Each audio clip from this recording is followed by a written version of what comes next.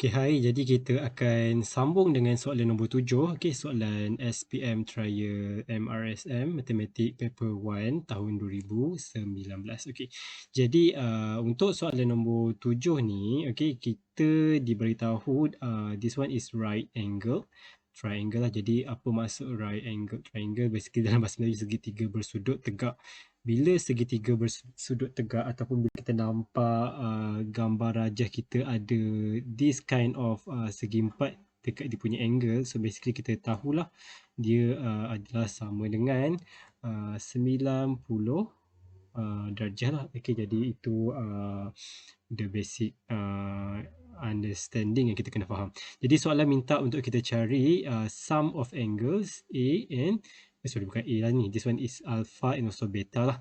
Jadi dia bukan nak alpha berapa, beta berapa. Dia just nak alpha campur beta berapa. Okay, itu je lah yang soalan minta. Jadi how do we answer this question? Jadi first of all, kita tahu daripada gambar rajah ni kita boleh assume this one is straight line ya. Jadi bila straight line macam yang kita dah pernah belajar dalam ataupun kita pernah recap sebelum ni, total dia should be 180 darjah.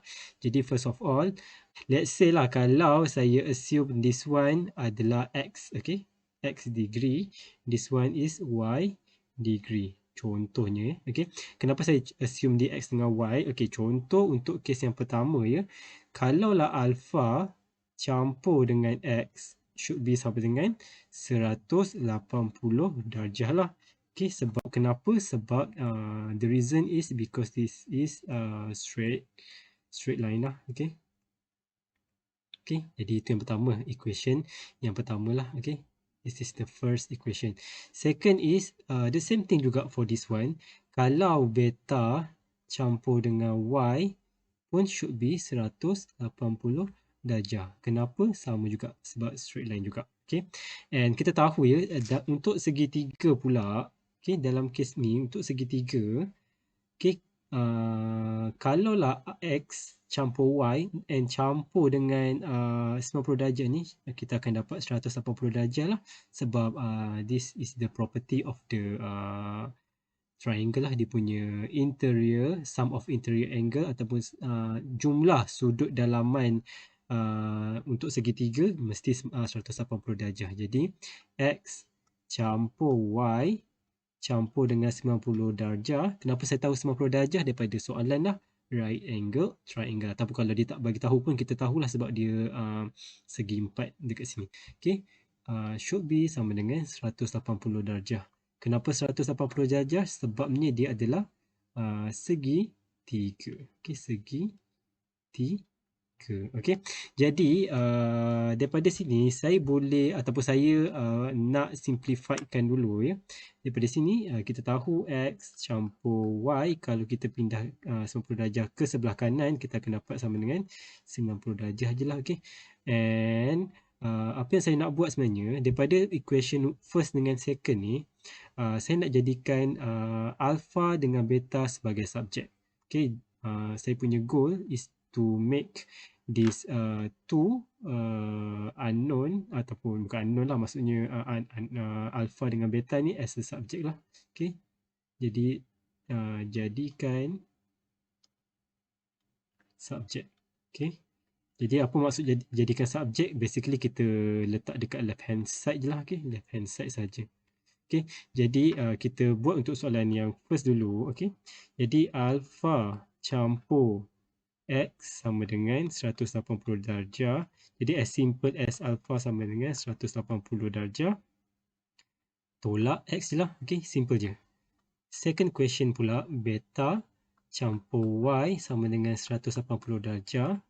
Okay, objektif kita nak jadikan sebagai subjek. Jadi beta letak dekat left hand side, y pindah ke sana, just tolak je lah 180 darjah.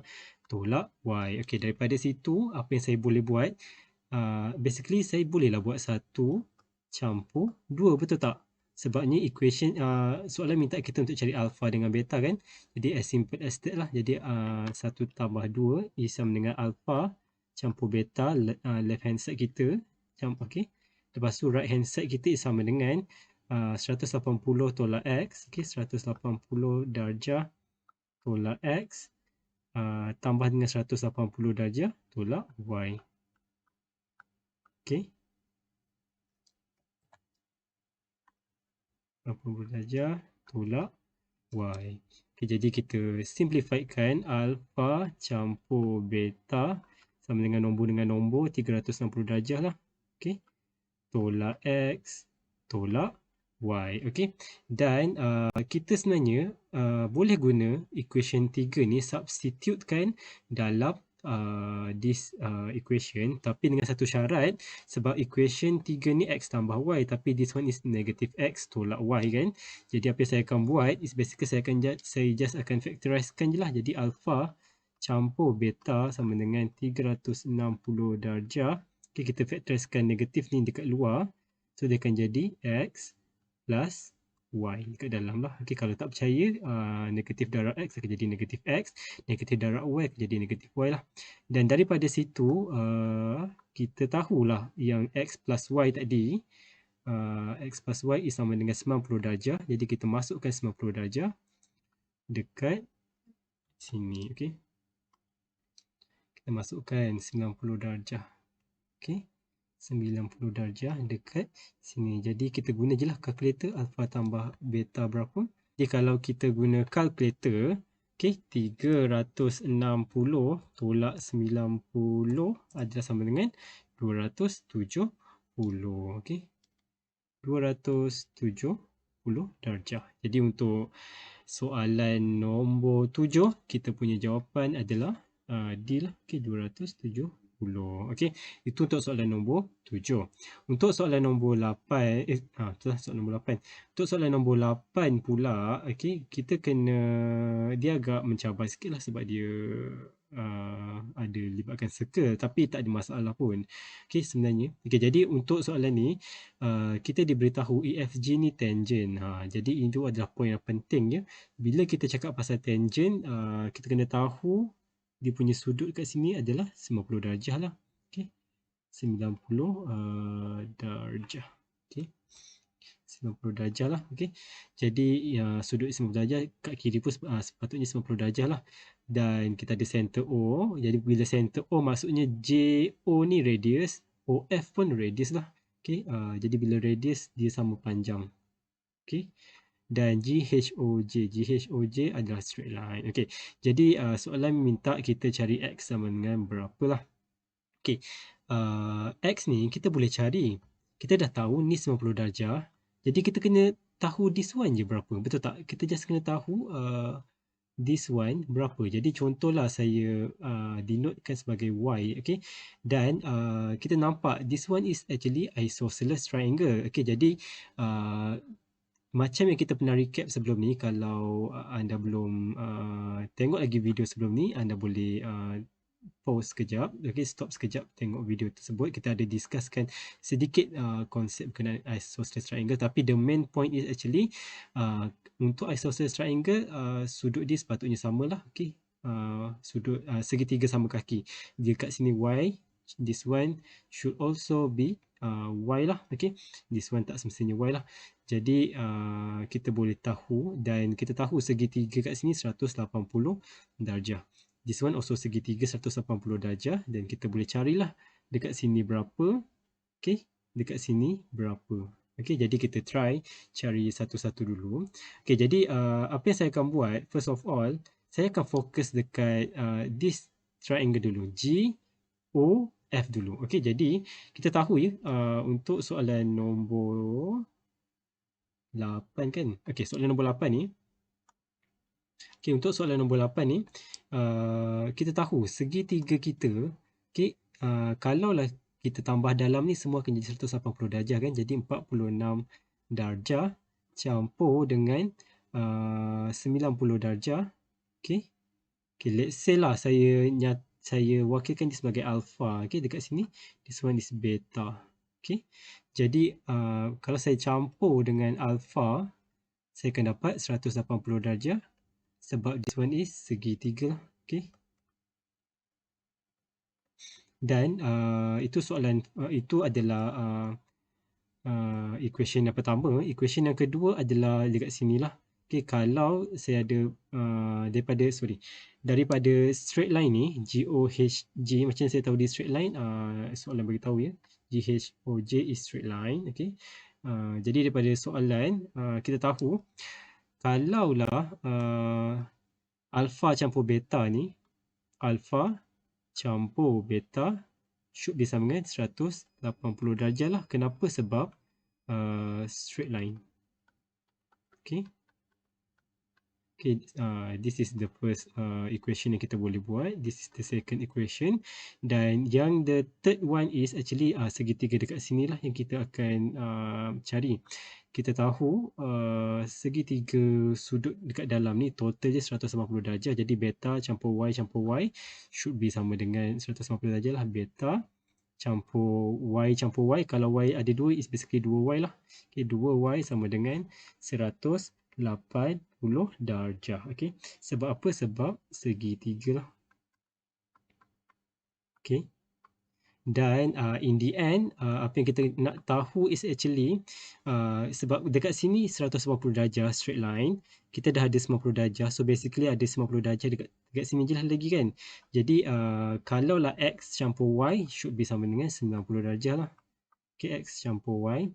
Tak apalah, kita campurlah sekali 90 darjah sebab kita nampak konsep dia sebenarnya. Okay. X campur y campur 90 darjah. Okay, sama dengan 180 darjah. Kenapa? Sebab dia straight line. Okay. Jadi kita akan solvekan satu persatu. Jadi kita akan solvekan yang the first one dululah. Jadi kita ada 46 campur 90 campur ni lah. Jadi kita akan cari alpha dulu berapa. Jadi untuk the first equation. Okay. Jadi as simple as kita guna je calculator. Okay. Sebab kita tahu alpha kita kat sini. Jadi alpha jadikan sebagai subjek. The rest ni kita pindah ke sana lah. Jadi apa yang saya akan buat. Okay. 180 darjah dekat right hand side. Tolak dengan 46 darjah. Okay. Sebab positif pindah ke kanan jadi negatif lah. Tolak dengan 90 darjah sebab positif pindah ke kanan akan jadi negatif lah. Okay. Tolak dengan 90 darjah kita akan dapat 44 darjah. Jadi untuk the first equation is kita tahu okay, alpha kita adalah sama dengan 44 darjah lah. Okay, kalau kita guna kalkulator.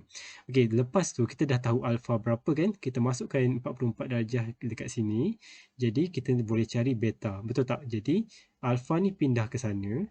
Jadi kita bolehlah cari jawapan dia berapa. Jadi as simple as 180 darjah tolak dengan 44 darjah kita akan dapat 136 darjah lah. Okay. Lepas kita substitutekan this one dekat sini, kita akan dapat beta, okay, beta sama dengan 136 darjah. Okay, kita guna kalkulator je.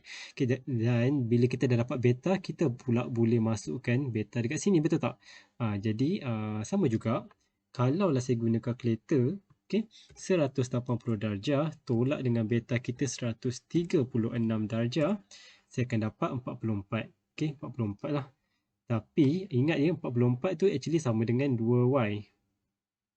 Okay, 2y sama dengan 44 darjah. In which kalau saya nak cari y sahaja, bagi 2 lah. Which is sama dengan 22 darjah. Okay, boleh je tekan kalkulator lah. Bagi 2, dapat 22 darjah. Dah dapat y, kita substitute dekat sini pula. Okay, dah substitute dekat sini, kita boleh cari x sama dengan berapa lah. Jadi x should be sama dengan 180 darjah. Tolak 90 darjah. Ini pindah ke sana. Y kita 22 darjah. Okay. Jadi kita akan dapat 180 darjah tolak dengan 90 darjah tolak 22 darjah 68 darjah. Okay. Jadi jawapan untuk soalan nombor 8 is actually 44 darjah lah. 44 darjah pula. 68 darjah lah. Okay, itu jawapan dia. Tapi apa maksud semua angle ni kan? Kita buat-buat tapi kita tak faham pula kan, susah juga. Okay. Jadi first of all, the first equation, apa maksud alpha sama dengan 44 darjah? Alpha kita dekat sini tadi, yang 44 darjah. Jadi 44 kalau campur 90 campur 46, dapatlah 180 darjah sifat segitiga punya angle kat dalam tu, okey. Apa maksud beta sama dengan 136 darjah? Beta ni basically angle dekat sini lah, sebab kita tahu this one is straight line. Jadi kalau alpha campur beta should be sama dengan 180 darjah lah. Jadi 136 darjah is actually referring to this one lah, okey.